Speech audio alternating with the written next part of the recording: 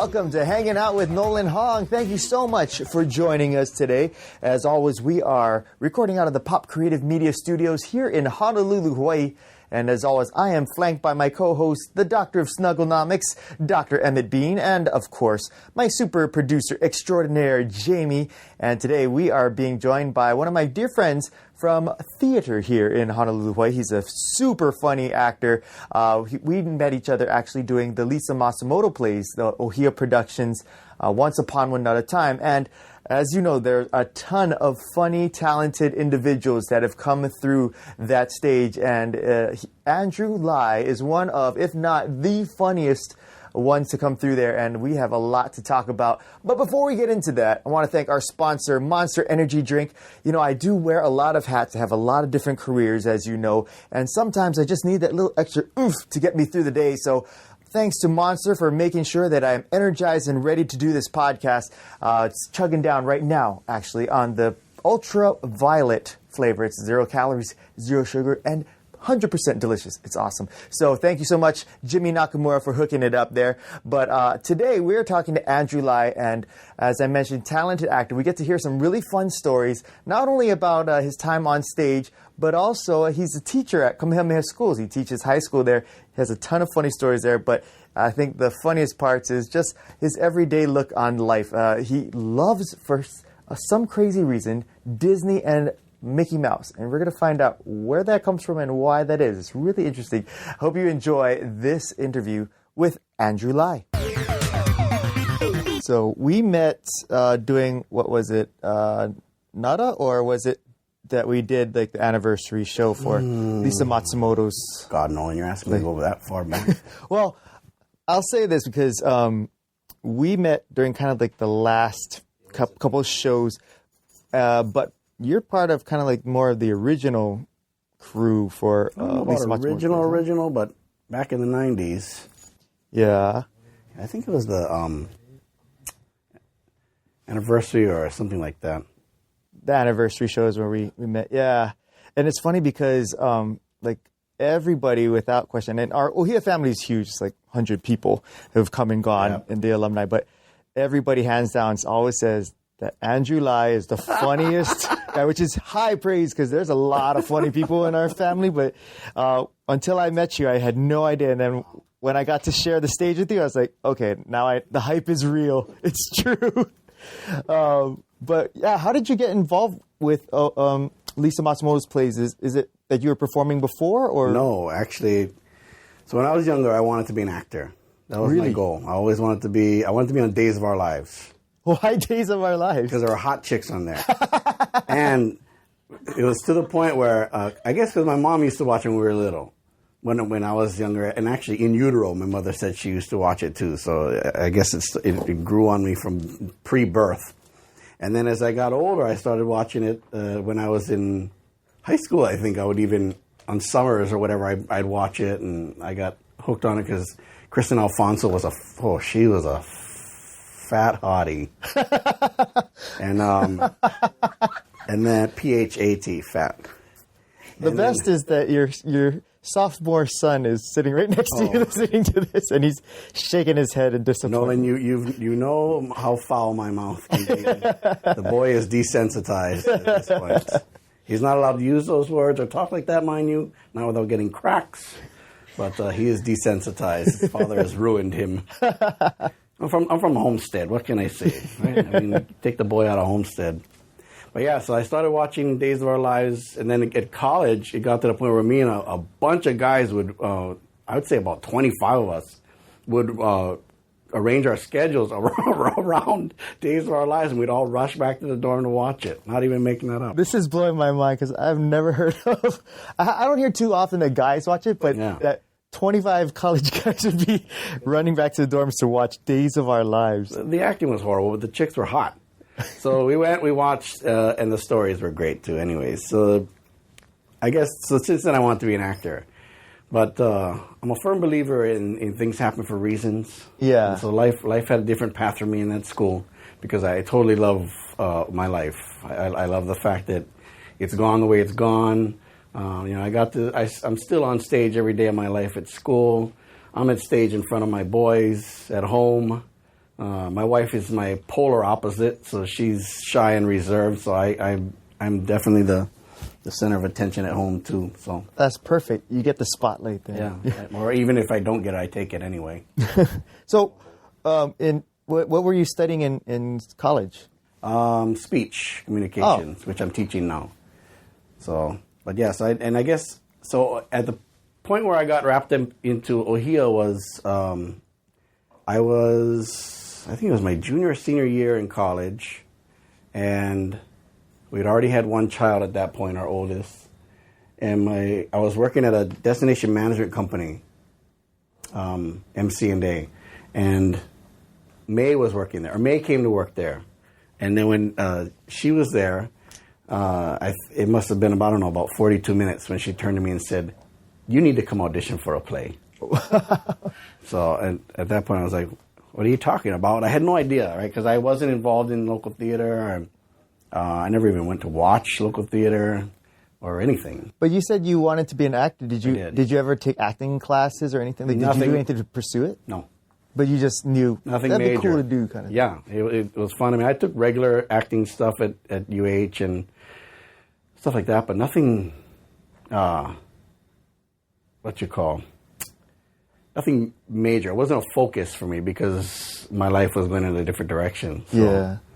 But anyways, I guess it kind of drew me, and so May told me I went and auditioned. It was for Once Upon Not a Time, and I auditioned for.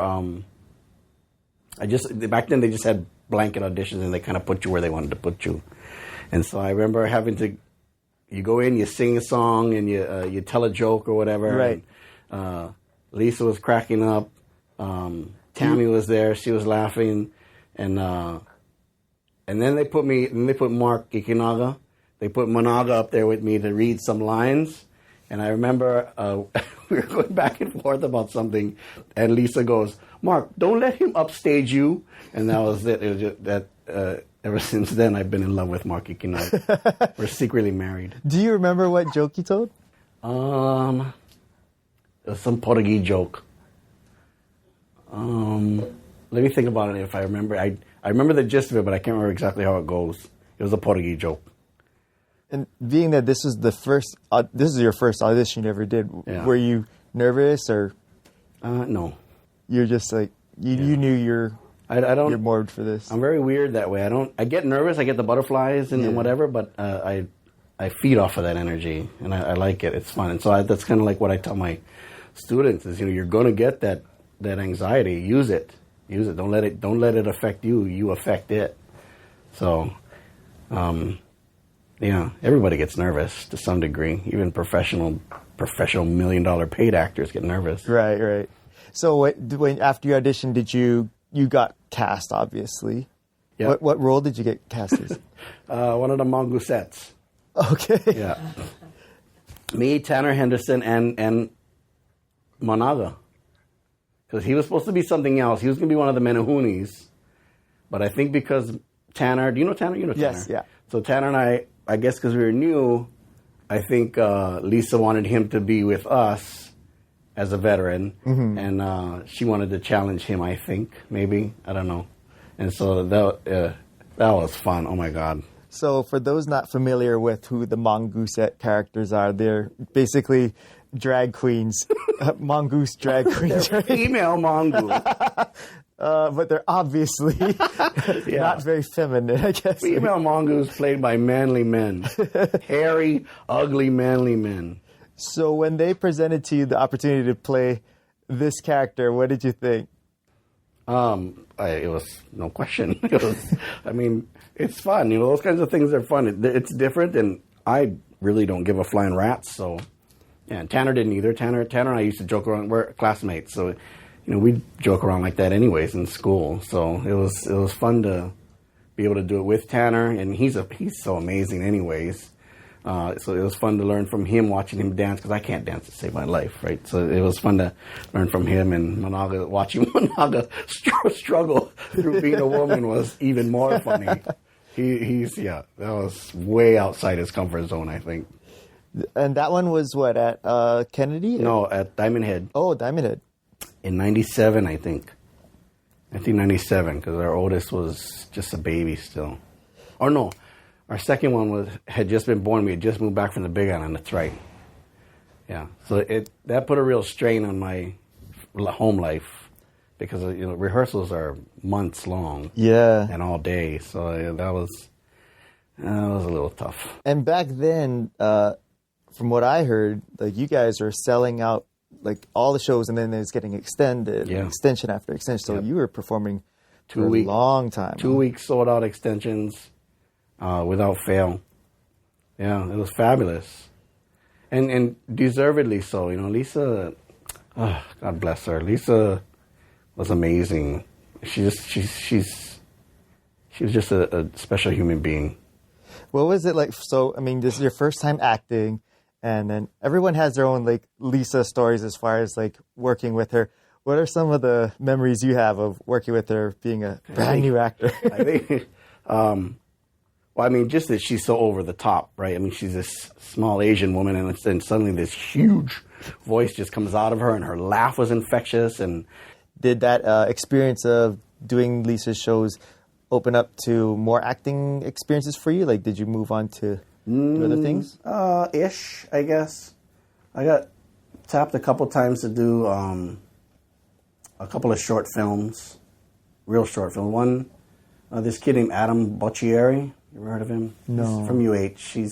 He just did a big one, Go for Broke or something, 442. Oh yeah. But anyway, he was a film student at the time at UH, and he asked me to be in his short film. Me and Eddie actually did.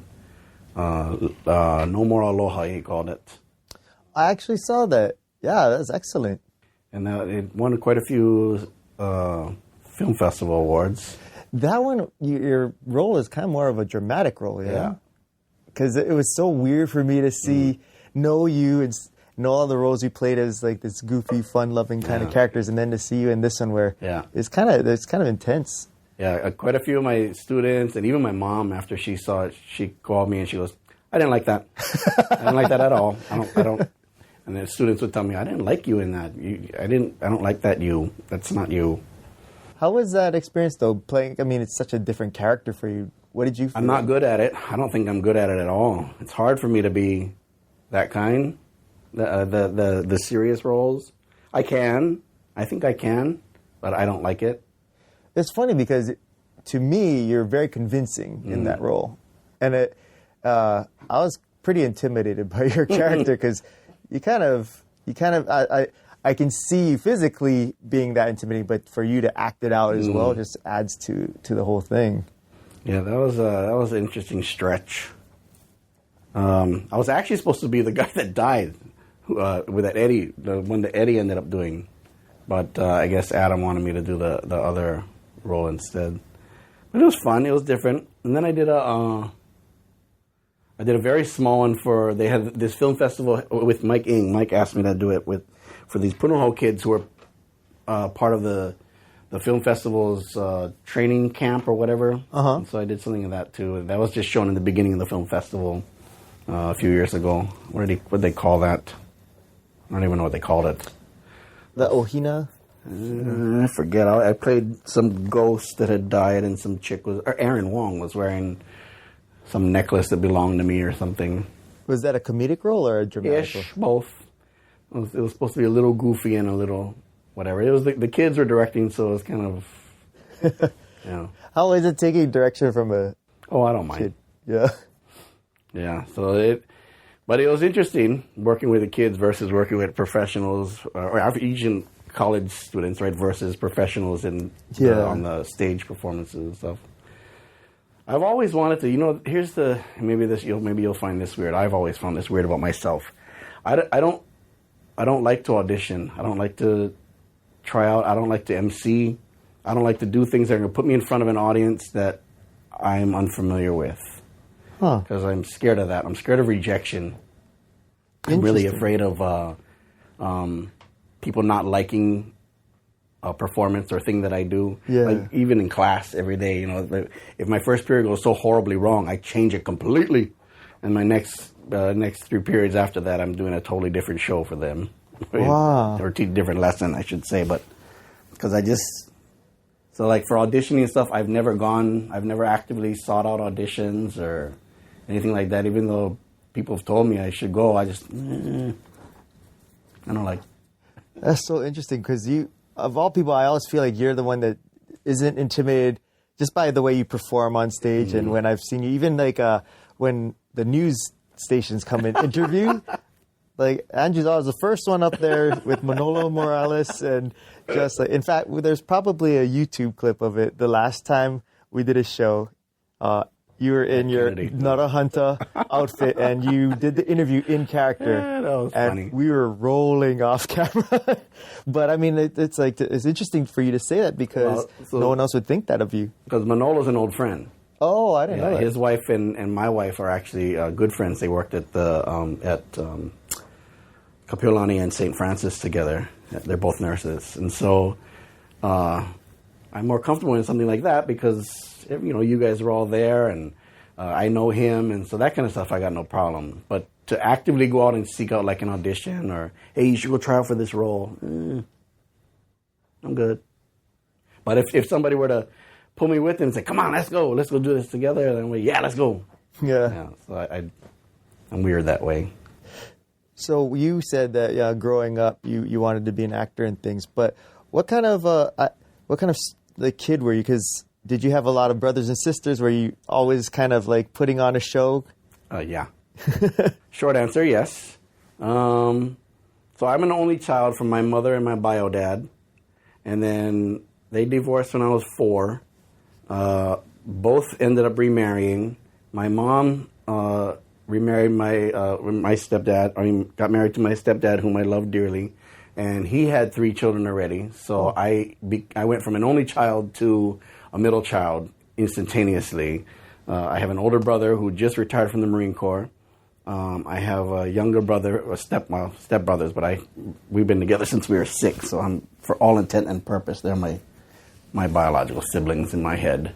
And then my sister, I have a younger sister, and then my mom and my stepdad had a baby together, and so I have a half sister. She's my only biological sibling, half. And then on my dad's side, they adopted a kid who happens to be the son of my first cousin. So he's theoretically my cousin, legally my brother. My family tree is weird. Who did you stay most with, or did it split time evenly between those sets of parents? I'd spend the summer with my dad, and I'm from the Big Island, so I would spend part of the time with my mom, and most of the time with my mom, and part of the time with my dad. But I was also a boarder up here at Kamehameha, so I was here most of the time, anyways. Oh, okay. So when I go home during the summers, I'd spend a month with my dad, and then I'd spend a month with my mom, and then I'd spend a month with all my friends. They'd never see me anyway, so. But they, big family. Big family and entertaining family. We're all we like to all laugh and have a good time. And my oldest brother there's something wrong with him. There's chemically something wrong with him, I swear to God. Why is that? He's just different. He's Uncle Jay. Yeah. He lives in the mainland now. So he's, here, I'll give you an example. He can sell ice cubes to Eskimos, first of all. But he lives on the mainland, where he's been for a while. One day, I think it was about 2 or 3 years ago, we get a phone call. Hey, turn on the TV. To what? To golf. Watch the U.S. Open. I'm like, what? So I turn it on. He's in a tree like this. It was shocking. He is weird that way. We went to a UH game once. We're all standing in line getting huffy because the lines are so long, blah, blah, blah. Next thing we're like, where the hell's Jay? Don't see him for about 30 minutes. Game's already started. We're in our seats. And finally he calls one of us. Hey, buy me a beer. I'll come over in a bit. I was like, where are you, bro? Look across the field. I look. He's standing at the top row where the handicapped people are. Yeah. He managed to find some handicapped dude that he made friends with outside and wheelchaired him in and told all the workers, I'm his caregiver. So he stood in the back so he could get some great seats. He said, we're up in nosebleed. So he's interesting. Last year, he retired from the Marine Corps. He decided one day that he was going to pack up not pack up. He was going to leave his house in San Diego with nothing but the clothes on his back, a couple changes of clothes, the cash in his pocket, and 2 forms of ID, and hitchhike across America to raise awareness for homeless vets. And so that's what he did. He started on the beginning of the week. His goal was to get to New York by Veterans Day, and he did. He got on a bunch of news channels and raised awareness for homeless vets and stuff. But I mean, he's an interesting kid. Yeah. But I learned a lot from him over the years, and he's silly and crazy too. He's clinically insane. But yeah. And then in high school, were you into sports and things? I paddled. Believe it or not, that was about 120 pounds ago. I paddled. I played football for, I think my freshman year I played. I'm not very good at it, so I stopped. I wrestled for about 12 minutes. Didn't like that at all. I didn't like the idea of other men jostling me around and being separated only by spandex. So I gave that up quick. Plus, I was small. I think in my freshman year, I was probably, how heavy are you? I think my freshman year, I was about 100 pounds. Wow. Yeah, 100, maybe 110. Don't be so surprised, Nolan. And then I can't help it. I know. And then as I got older, I paddled, mostly paddled. I like sports. I gravitated towards paddling because I had done that all my life. And I was good at it, unlike football or wrestling. It's funny because I for some reason I had this memory that I thought someone told me that you were like this star football player in high school kind of thing. No. And I guess that is not the case at all. No. Maybe in my own head. I was not. I don't know why I didn't do track because I was a fast runner. But I just didn't. I got lazy, I guess. Yeah. But I liked paddling. It was fun. It's a good sport. I had a 6-pack and a nice because of paddling. Yeah, those days are gone. That's okay. Shut up. Evan just asked what happened. It's funny because, so you have, 3 boys? That I know of. Yep. And it's funny because when you brought Evan in here, he's your youngest. The last time I saw him was maybe like 3 years ago or so. But I remember him being about half his height and just a ball of energy. And we always looked at him compared to your 2 older boys and said, oh, Evan definitely takes after his dad because your 2 older boys seem very calm and reserved. But Evan at the time was like bouncing off the walls, just hanging out and just, wild-eyed and bushy-tailed, So where do you, how has, I guess, parenting been for you? Oh, it's been fabulous. I'm by no means good at it. I could certainly be a better father. We could certainly do more things. I put so much energy in at work. My wife just got finished yelling at me about this the other day. I put so much energy in at work that when I come home, it's almost like I have nothing left, which I don't think is true, but I can see where her perception of that it comes in. But parenting's fun. I mean, it's hard. It's hard work. Raising your children right. I am so blessed that my 3 boys are good human beings. To my knowledge, they don't do drugs. They don't drink. Well, my middle one, you're right, Carter. Alcoholic. But they don't do drugs. They've never gotten in trouble. They prefer to be home and prefer to be around us. My group of friends are very much like me. You really do got to fight to get a word in. And it's extremely entertaining, and they seem to love that, and they enjoy that type of witty banter versus, I listen to some of my students, and I just cringe at some of the stuff that they laugh at and some of the things that they find entertaining. So I'm blessed that my boys are that way, and raising them's hard. Like you had mentioned earlier, and I said he's desensitized. Well, I'm one of those parents that think I'm not going to shelter him or them from the world because the world's a crazy place. I mean, for God's sakes, we elected Donald Trump. And it's just, I don't want them to live life thinking it's something that it's other than it really is. And life is chaos. and life is crazy. But if you can take it by the horns and have fun with it, then you're serving your purpose. And if you can do right by other people in the process, then you did your job. And that's how we try to raise them to be. And I do the same thing for my students too. But yeah, having and 3 boys makes it easy too. If I had a girl, oh my gosh, I probably would have slit my throat already. Did you want a girl? He was supposed to come out a girl. Came out with and he disappointed. 10, 2 and 1. Yeah. But yeah, it's because everything about my wife's pregnancy with this one was very different. The other 2 was exactly the same, and then with this one, it was so different. Everything about it, and we're like, oh, guaranteed girl. Came out, nope, that's a penis. Yeah, so but it was. I mean, it's been a blessing, and yeah, he was way more lively when he was younger. He's toned down quite a bit as he's gotten older. I'm shocked. It's like a totally different person here. My middle one, on the other hand, has flipped the roles. He's definitely a clone of mine. And, he went to Kamehameha too, so having him on campus was interesting as well, because while he behaved very well, because everybody knew that he knew that everybody had me on speed dial. Right. So he behaved, and he was a good kid, and all of his teachers really loved him. But I keep telling him, they only love you because of me. But he switched the roles, so he's a lot more active and a lot more outgoing that way. He's, I guess, hitting those adolescent years where it's not cool to be silly. Grow out of that. Yeah. Any of your kids you think would pursue acting or could do performing like you did? I don't know. I want them to. My oldest one will never. He is his mother's child. He is very shy, very reserved, very few words.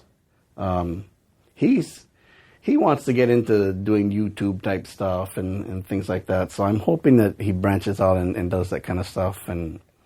But I wish they would do that. Even Carter, who's a little crazy, my middle one, I can't see him on stage. And how old are your 3 boys? 23, 21, just turned 21, which is great because now he can go to the store and buy me beer. And then 14. And he'll be 15 next month. That's a big gap between 14 and 21. Yeah. Is that how difficult was that as far as I would assume it's like, oh, you kind of forgot about. It was challenging. It was challenging because I think we had gotten into the routine of dealing with children instead of babies. Yeah. And so it got challenging that way, but we had he was actually our only planned one. The other 2 were oopses. Yeah, so he's the only one we actually planned, and we were waiting until we were a little more financially stable and life was settling down, and we had gotten a house at that point. So at that point, okay, we better do this now or we're never going to do it, and he'll never be born. So you're welcome. But it's that was a challenge, having him. How old was I? Must have been mid-30s, because that was right at the swing of all the plays, and that was right before Lisa's passing. Right. Yeah. So something I've always wanted to ask you: what's with your fascination with Mickey Mouse? Oh God, it's so funny you just asked that. I just bought 2 backpacks with Mickey Mouse on them just before he came down. They had them at the school store. Because Jamie doesn't know you, but if anybody follows you on Facebook or knows you, it's almost on the daily that there's something that you're posting about Mickey Mouse, seeing Mickey in something like a piece of toast. I am drawn to Disney's imagination. I'm drawn to his creativity. I'm drawn to the idea that you can be a kid and not really give a flying rat's what anybody thinks about it. I love that. I love the fact that one of Walt Disney's favorite quotes of mine is, you don't have to, growing up is mandatory. Growing old is mandatory. Growing up is optional. Mm-hmm. And I love that, and it's true. Who says you have to be a grown-up? And, so I love the attention to detail. I love when we're at Disney and everything is just, you're in a different world. And it truly is. Yeah, it's expensive. Yeah, the food's expensive. Yeah, they don't serve beer at Magic Kingdom. They need to fix that, by the way. But that's not why I go to Disney. I don't even go to ride the rides, really. I go to just gawk and stare at the amazing imagination that goes into some of the stuff that they create. And I love that. I love watching little kids walk around and go, oh, that's so much fun, right? Or even adults walk around and go, oh my God, I love that. And creativity and imagination are what sets us apart from the world. I tell my students this every year. Right in the beginning of the year, I do the same thing every year. I draw a dot on the board. I go, okay, so what's this? And they inevitably, all of them, a dot? It's like, yeah, that's what I thought. It's proof your imaginations are dead. I said, but you have the opportunity to resurrect them. I said, luckily for you, you can still bring your imaginations back to life. And I talk about creativity and how you need to be imaginative for your speeches to be something that people are going to remember. And so I tell them that, creativity and imagination are what sets us apart from the entire animal kingdom on this planet. It sets us apart from the flies and the roaches and whales and Republicans. And it's it's how we are able to succeed in the multifaceted world that we live in. Multimedia, TV, movies, music. It's because of creativity. It's because of imagination. So that's why I love Disney, because they think outside the box. They live in organized chaos, and I love that. So that's what draws me to Disney. Mickey just happens to be the icon that represents that, and I think he's cute, so that's why I have a fascination to that. And every time I see a hidden Mickey, the other night I made pizza. I made homemade pizza, and I posted it, I don't know if you saw it. I took a picture of it just for the sake of taking a picture of it, and then I realized after, I was like, oh, there's a hidden Mickey in that pepper I just put on there. Yeah. What is the most interesting or craziest place you've seen a hidden Mickey? One time I was eating sushi at Genki, and I guess a dribble of shoyu came off my sushi. When I looked down, there was a shoyu puddle with Mickey in it. The shoyu puddle that I had dripped off my sushi formed a little hidden Mickey. I thought that was a sign. And we had just come from Aulani, too. Hopefully it wasn't a sign to avoid getting the hepe. Hepe scallops. Oh. Stay away from the sushi. Yeah, no. Where else have I seen one that I thought was funny? I forget. Disney's got a whole bunch of hidden ones all over the place. Right. Stuff like that, right?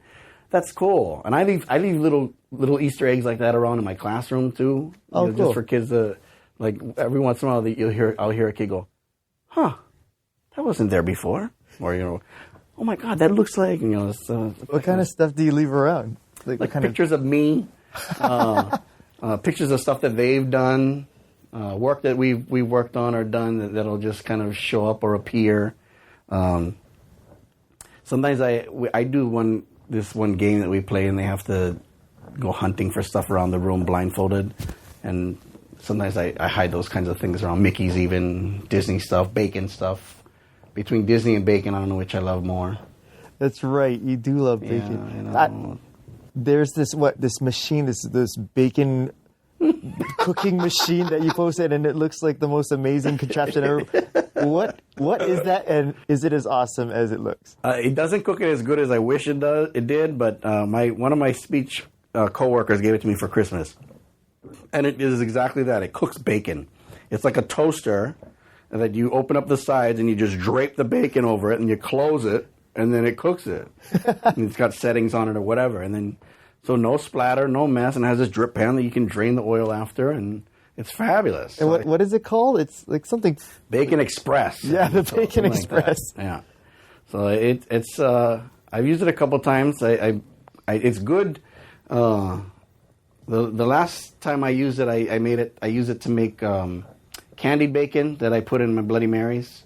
Oh. Yeah, and so it served its purpose. But you said it doesn't cook it as well as you like to. Yeah, you know how you can get bacon nice and crispy on a stove or in the oven. I like to do mine in the oven on a rack, but it doesn't get that crispy. You got to put it in a couple times for it to do it. Oh. But it still works. It's still pretty amazing. And the no mess is even better. I mean, that's a huge plus. And you can drain. I always keep the grease because I cook with the grease. Mm-hmm. Yeah. So this past graduation, the salutatorian, who happens to be one of my student leaders, actually mentioned that in a speech. She said, I forget where she was talking about, but then she goes, of course, there is the incomparable bacon-eating, Disney-wearing Mr. Lai. And I forget all she said, but like, yep, that sounds about right. I need to find a new hobby. I think your ultimate dream would be to find a hidden Mickey and a piece of bacon, right? You just gave me an idea. So are you the cook of the family? Yeah, that's why I'm so fat. I think I'm pretty good at it. What do you think? Evan's nodding in approval. Yeah. Here's my question. Now that I think about it, so you have 3 boys, and these are big, healthy kids. And me and Jamie, sometimes we'll be at a restaurant and we'll see a family of like a bunch of boys. I'm like, how can they afford to feed all these kids? Yeah. We've never met anybody that has that problem. You have that problem, or had that problem. Yeah. How do you guys manage to feed that many boys and not be broke? Our food bill is now my University of Oregon bill is bigger than my food bill. Thank you, Carter. But our food bill is certainly the largest one in the house because it's we live right next to Costco, and I'm in there at least once a week. I'm in there about once a week, and I'll drop easy $200. Wow. On food and send stuff that I don't need. So it's pretty extensive. I'm pake. I'm pretty thrifty. I don't really splurge on too many things, but you got to eat. Is it a matter of like you just cook in bulk? I do. And kind of like just shovel the food into everybody's plate? We have this hose that I just stand there and they walk by and no, they eat. My oldest one is into this huge calorie counting kick now because he has a new girlfriend who happens to live in Missouri, and he's actually moving there at the end of the month. I know. Yeah, how do you feel about that? I'm totally okay with it. He's 23. What am I going to do? Right. He's being independent, and I support that. Mom's not as thrilled as I am. I'm thrilled because that's one less mouth to feed. Right. It's much easier to send him beer money and food money than it is for me to buy him and make him food. But he's into this calorie counting lately. I guess he's trying to look good before he goes up there. Well, I don't know. Because he's tall. He's like 6'3". And he used to eat massive quantities of food. I mean, it was to the point where I would purposely not buy food so he'd just starve and wither away. But and this one eats like a bird. So I'm grateful for that. And he's a tad picky. Not as picky as Carter. Carter's worse. Carter will only eat, and he will only eat things that are white or brown. Huh. No greens, no oranges, no reds, no pinks. White or brown. That sounds so boring. It is boring, and he's so lame. But he counts his calories. Not down. That's the middle one. Okay, the older one's counting his calories. So he eats anything. I mean, one time I'm pretty sure my stepdad likes ake. You know what ake is? It's a beef liver. It's marinated with. I know it's a Hawaiian dish, marinated with limo, I think, or I don't know. It's disgusting. But he had no problem eating that. I find that gross. Yeah, but he'll eat anything. But he's started to cut back, so that's helped out the food bill a bit.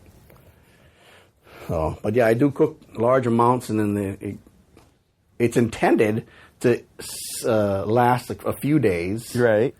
That doesn't always work out that way, but that's the intention, is to have it last a few days. So, but it's expensive. Children are expensive. I mean, they're worth it.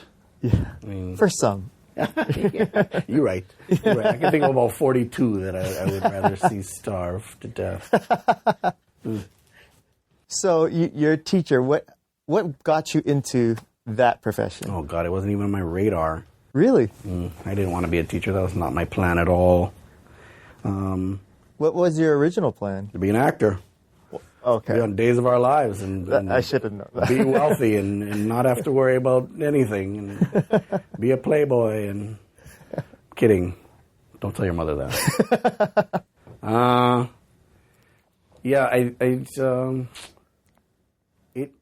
We moved home right after college. We moved back to the Big Island. And where'd you go to college? UH. Oh, okay. I was supposed to go to the mainland. I got accepted at a couple schools on the mainland. My senior year, my girlfriend at the time was a junior at Kamehameha. And so I decided to not go to the mainland because she was still going to be here for a year. So I decided to go to UH instead. And because I was going to go to UH, I figured I'll let the Marine Corps pay for it. So I joined the Marines as well. And then while I was at boot camp, the bitch dumped me. Got the proverbial Dear John letter. And... that was it. I was devastated.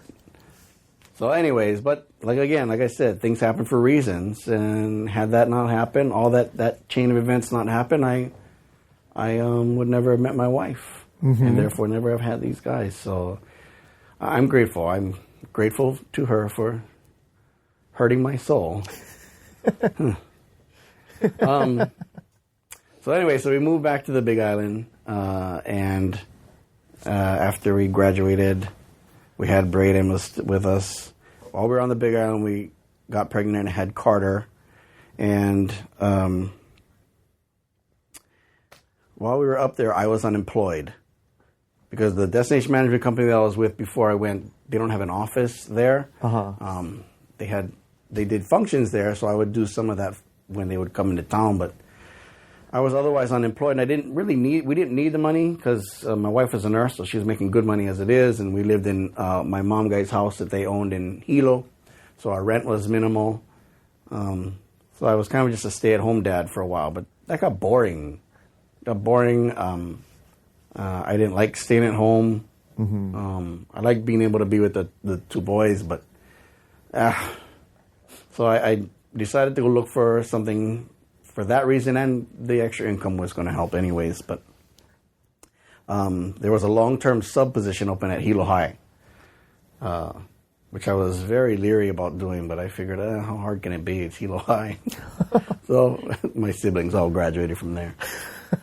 Yeah. I went to St. Joe's, which is a private school in Hilo. I went there. See, that's the running joke in the family. My oldest brother is... he's crazy.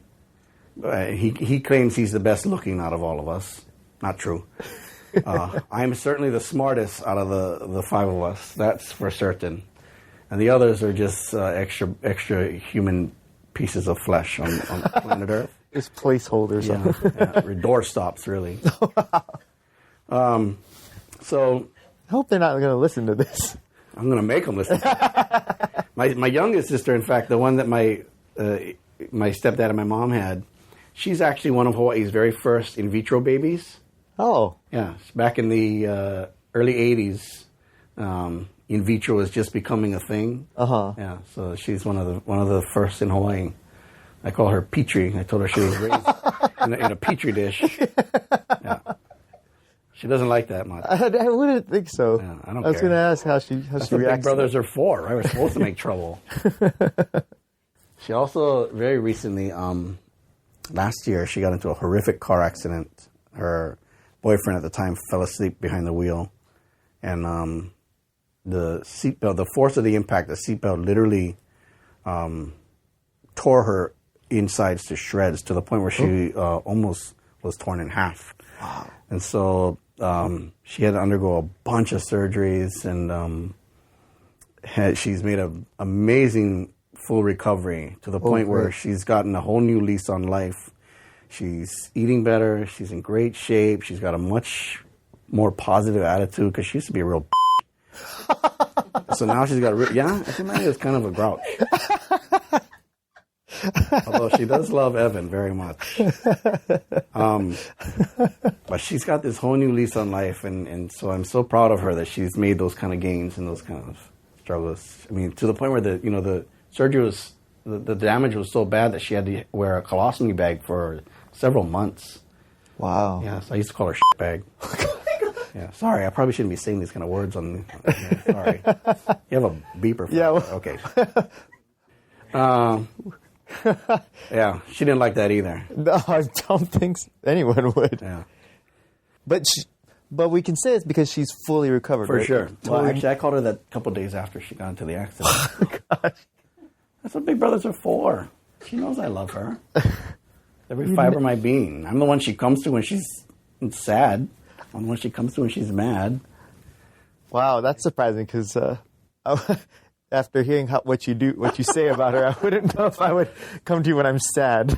I hear you bury me more. Those are terms of endearment. I say them with utmost love and respect.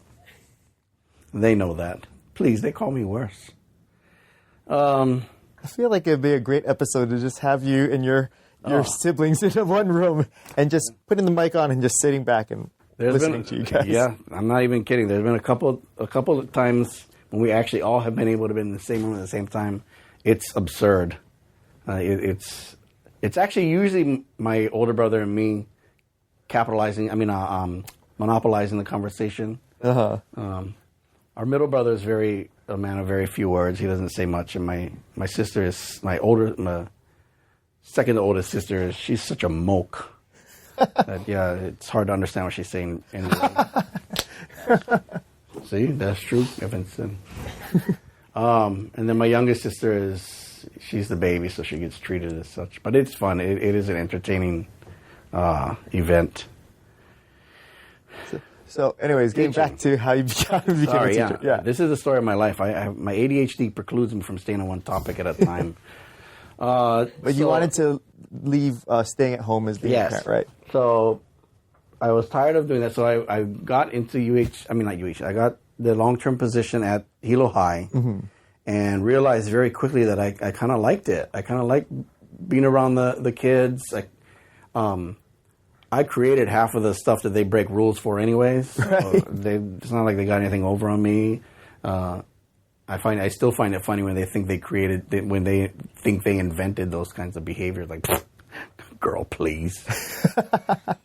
But so I decided I liked it. I mean, like I said earlier, I haven't pursued acting. I haven't pursued those types of things because I don't.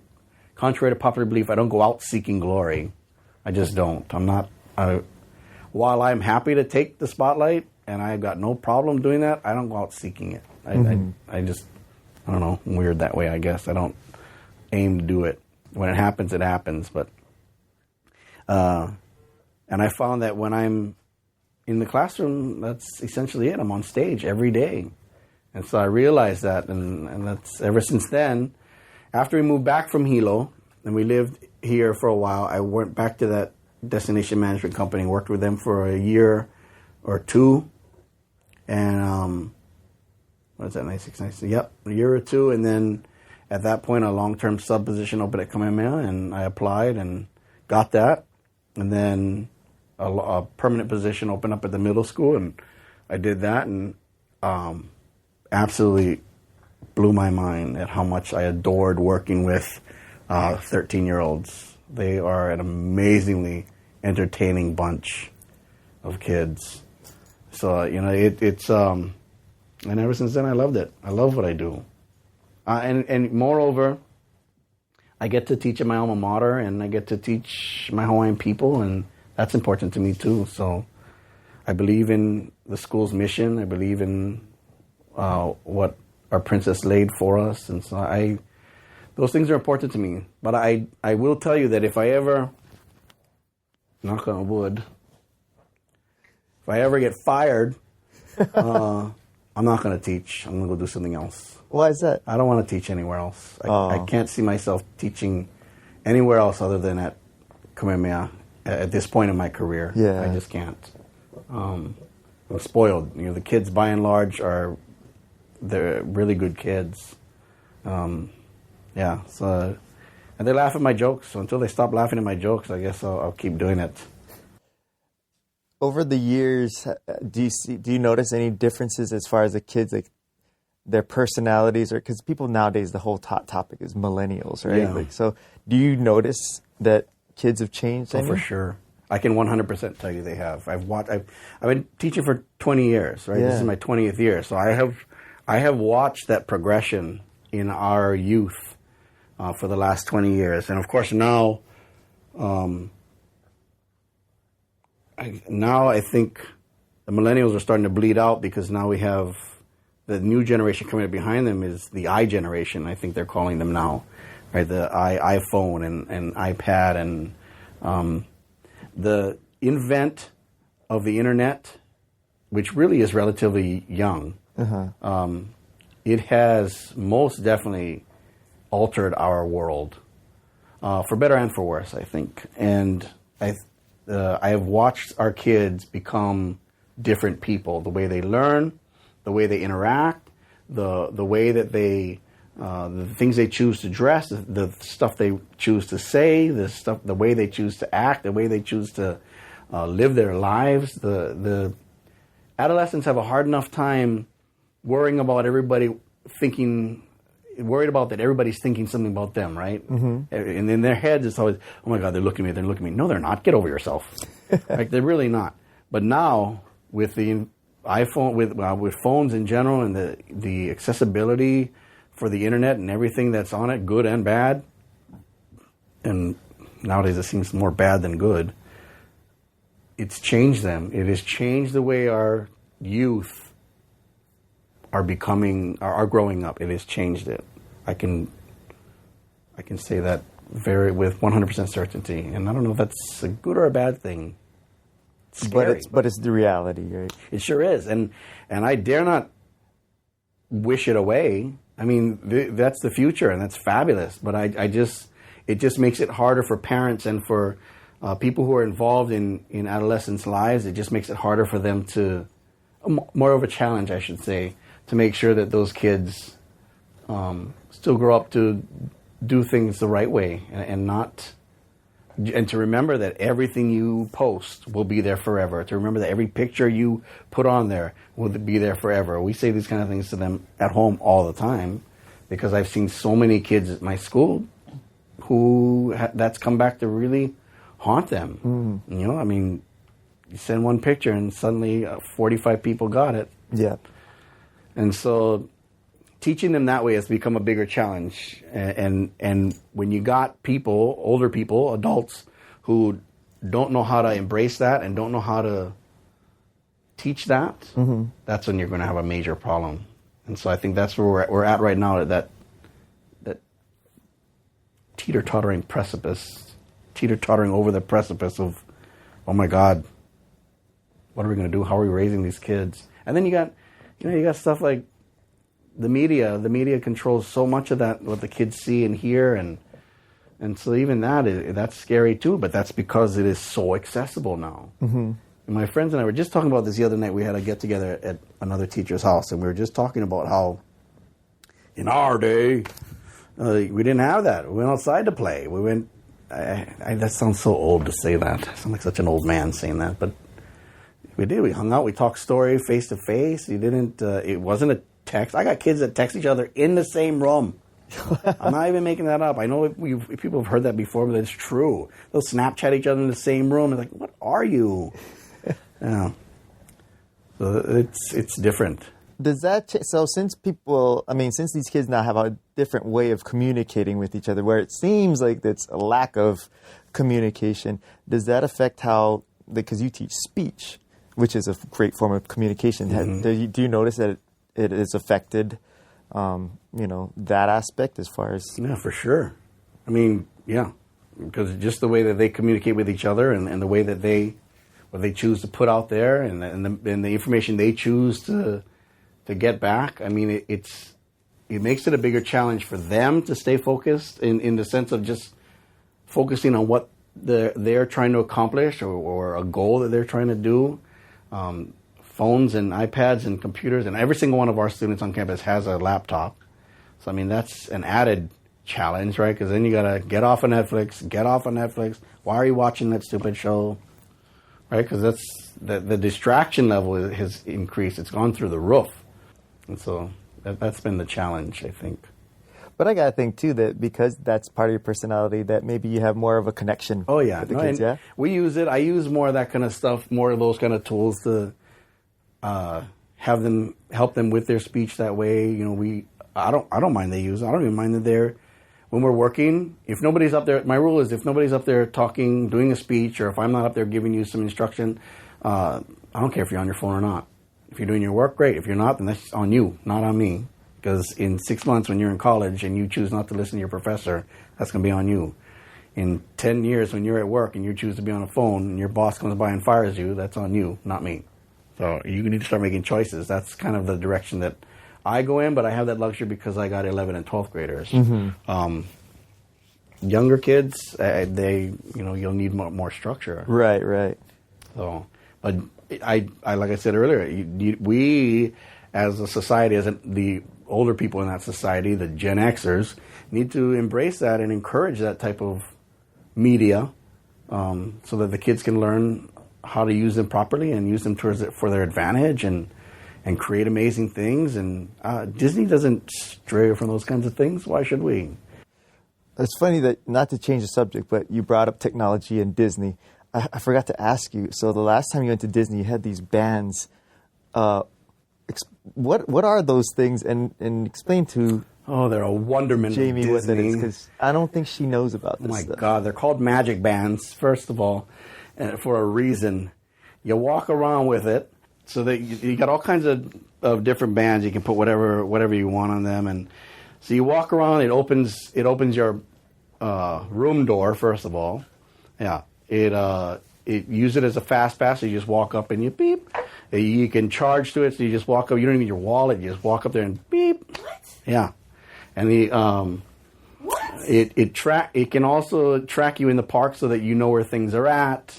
You pull it up on you link it with the app that they have, and it tells you exactly where you were at in relation to the park. It's crazy. It's almost scary, but it's super convenient and super fun to use. Yeah, here, see, you touch the little Mickey with the wristband, and it does things. And stuff around the park, like you could use your wristband to touch it, and it'll activate something in the park. That's just another way of what I mean when I say Disney thinks of their imagination. They just think of things that people wouldn't think of, and they make it happen. They create it, but there's always failure. Right? Again, that's another Walt Disney quote. If you, I don't remember. I have to look it up. But something about failing. Or another one he says, sometimes all you need is a good kick in the teeth to make it right. So, that's why Disney. Because Disney, they know what they're doing. They're not afraid to step outside the box. Well, you definitely changed my perception and appreciation for Disney. I mean, I appreciated him before, but today I have a whole brand new appreciation for Disney.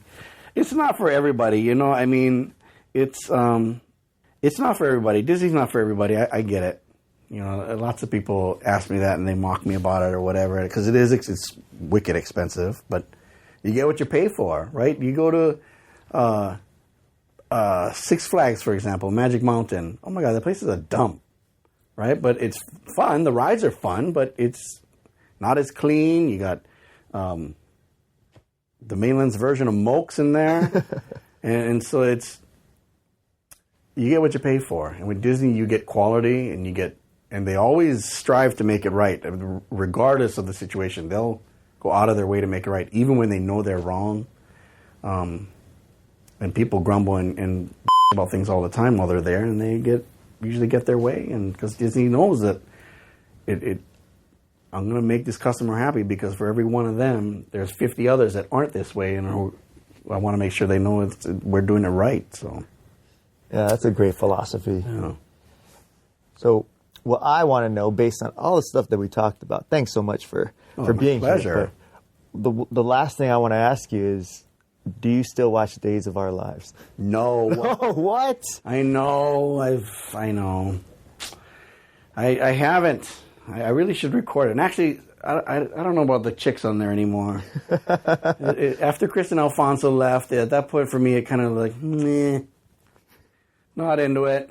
I don't know whatever happened to her. I should Google her. Do you even know who that is? I have no idea. Oh, you go Google her. She was a hottie. We'll have to put her picture up on the episode description here. Even the dudes were hot. I don't know their names. I don't know their real names. Just their acting names. I forget. But yeah, no, I haven't watched it in forever. It's been a long, long time. And I know you said that, you can't do acting right now and that you've replaced it with the thrill you get from teaching. But do you ever see yourself, not in the immediate future, but in the future, getting back into acting or doing things like that? I think the only way my wife would be comfortable and thrilled about me acting is if I'm going to be paid for it. Because the volunteering of it was another part of it too, right? So I'm not only gone a large percentage of the time, I wasn't getting paid either, and that didn't help either. So, but I do miss it a lot, and she knows that. I throw that at her every now and then, but there's no way I can. And I'm not. Don't get me wrong. It's not. She's not the only reason that I don't do it. I'm certainly not allowed to do it. It's just that it does take a lot of time, and time's something that I don't fully have the full luxury of. I mean, these guys are getting older. I put in a lot of time at school with all my other stuff at school. I have very recently, this year, I'm stepping away. This coming school year, I'm stepping away from doing student leadership that I've done for 10 years. That took a lot of time in my school year. So I'm just going to only teach speech. I was doing student leadership, student activities for the whole high school, and teaching 3 classes of speech. So that has worn me out. I need a break.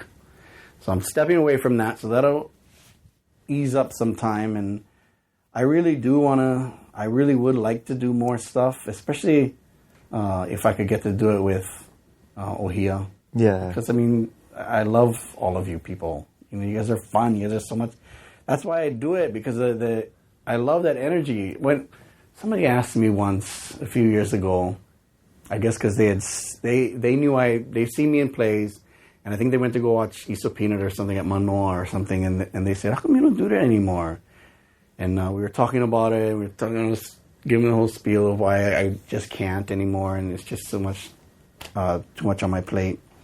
And then they said, they asked, "Well, what is it like being around those people? They look like they're a lot of fun." I said, "It's like being in a room of 50 me's." And at that point, they were like, "Oh my God!" Well, that's true, right? I love it. I used to love when we go karaoke and stuff, and everybody had to fight to get the microphone because nobody wanted to give it. Because I've been to karaoke parties where nobody sings. Oh yeah, right. I've been to those too. Oh my God, that's so painful. But when I'd go with my play friends, oh my God, you got to fight tooth and nail to get the microphone, stand in line and junk and pull. So I love that energy. And I miss it very, very much, because it's, I tell my students, outside of my immediate family, my sons and my wife, I tell my students all the time that they feed my soul. And I think that's so important for any human being, to have something that is to have something and someone, I suppose, that can feed your soul, to make you who you are. That's, for me, that's my children, my wife, my students, and Ohia. Wow. Because, that's been a big part of my life for so long, right? 97 through the 2000s, and I haven't been able to do it for a while, but, it's still a big part of me. It's a part of, how old was I? I was still in my 20s. So, I grew up with that, I grew up having that outlet. They were my outlet for something. They were my outlet for my dream that I never really got to pursue. So Ohia, Lisa afforded me the opportunity to let that part of who I always wanted to be come out to play. And I don't need anything more than that. I just don't. I would love to be able to act for money, but I don't need it. You know, because I don't mind doing it for free. It's fun. Why? I don't need to get paid for something that's fun. What was your favorite role that you played? Oh, that's a tough one. Hage was funner than I thought it was going to be. Like I told you, I was really worried to do it because, I mean, that's a Thomas icon. Not a Hunter, I think, was my all-time favorite. But even that, I was very leery about doing because Alex was not a Hunter. Mm-hmm. You know, and he's just, I can't see anybody else doing that but him. So that was hard for me to do, but that was fun. Well, definitely, because that's the one that I got to see and got to be in the scenes with. And the hardest part about it is that character is allowed to, well, at least in Andrew's case, is allowed to change up whatever he decided to say that day. And every show was a unique performance. Yeah. I hope we could find maybe a clip or something because I talk about breaking on stage. That was probably the hardest time I had trying to stay in character. And I think there's some pictures that I saw of us at rehearsal where I'm supposed to stand there and just look like I'm not entertained or impressed or something. But you can see in my eyes like it's straining not to break out laughing. And I think at the time you were pretending to be a dragon. Which, there you go. I mean, he embodied a dragon. So funny. Yeah, that was fun. The mongoose was a fun role to play too. Because I don't dance. I can't dance to save my life. And so I had to learn dance moves for that, and that was hard. But it was fun to do. Eteokalani was super fun. I did a cameo on, Pat did Iso Peanut on campus. Uh-huh. So he allowed me to do a Eteokalani for that one, the princess scene. Yeah. The kid who played Yoshi just graduated this year, and this was last year, so he was a junior, and I don't think he's ever going to be the same child after that. So just to give you a background, if you're not familiar with the show, is that Prince Yoshi is trying to find the princess to marry, and so all of these different types of princesses come parading through trying to get his affection, and one of them is Princess Eteokalani, which is like the largest, scariest, like drag queenish looking princess. And they have a lot of interaction, if you know what I mean. We're very physical. Up close and personal. Yeah. And I would do anything to see you as Eteokalani in this drag outfit with a tiny young high school boy playing the character of Yoshi. He was horrified. Because the first time we rehearsed it together, I was very subdued on purpose. Mm-hmm. I didn't want him to get freaked out, 1. 2, I didn't want him to tell the principal that I was being inappropriate. And 3, I wanted him to be surprised. So the night of the first show, when I came out, it was a very different Eteokalani, and he was blown away. He could not keep it together. It was so much fun. Oh, I missed that. I bet his reactions were authentic, so it carried out well on very stage. Much, especially because I was changing up lines too that kept him on his toes. But it was that one was fun because I got to go in the audience and I got to interact with the audience members too. That was one of those that the first time I did it, I interacted with somebody in the audience, and that's when Lisa went, "Okay, we're keeping that." Yeah, that was fun. Well, selfishly, I hope that sooner than later you get to be on stage again or working on something with me, because I agree that amongst all of us, you are the funniest, most creative guy, and I think it's a shame that you're not on there, but I understand. I don't know about that. I appreciate that, though. Thank you. It's like I said, it's fun, right? I mean, when you can be around people who feed your soul, that's a bonus. And so I appreciate that. I appreciate you, Nolan. I always have. You know that. You guys, I love watching. That's another thing I really liked about Lisa's stuff is every year when we get new people that would join the cast, the Ohana, that was special to me because I'm very big on the Haumana becoming the Kumu. I'm very big on the students growing into the roles of being next generations. And so that was fabulous to watch these new, fresh ideas, and you guys come on stage and do that too, and I loved it. And I really do miss it, and I will be back. I do want to be back, and I know that my wife supports that. She's just would rather me not spend that much time away from home. So, because I think Devin called me very recently to ask me if I do the one they're doing at Manoa. Happily ever after. Yeah, and I think you're going to get used to getting a call every year from Devin, because as long as they keep putting these things on, they're always going to reach out. And it's a long shot, but yeah, you never know. One year I might be able to. I tell you what, we'll throw this bug in your ear, because Iso Peanut is coming out next summer, and a few of us are planning to jump back in there, because we all swore that we're done, as we always do every time. And then we go, oh, okay, this next one's the last one. I think it'd be awesome if I could have the honor of being Yoshi again, and if you could be the ete to my Yoshi. I think that would be the greatest thing ever. So don't answer it now. That would be funny. But come 1 year from now, expect to get a call. All right. I'll start prepping my life now. Big push for it. Prepping my life now. But maybe we'll put a GoFundMe to make it so that we could afford to pay you. You know what was funny? I'm sorry, I know we're coming to an end, but it just reminded me the last time we were all together, Eddie, me, Managa, all those guys, Dwayne guys, and we were all doing the show. I forget what show it was already, but running around and stuff was a lot more difficult than it used to be. And we would always remark on that. We'd be like, whew, bro. Whereas before, just because you're constantly on, you got these quick costume changes you got to do, or you're back on stage and you're running around. The Menahunis are doing their thing, and so they come off stage no problem. But I remember that one time we're like, because we had all retired, and then we all came back from this. I forget what show it was. It was a few years ago. And then when we got back on stage and we're all doing that, everybody's coming off stage going, whew. Yeah.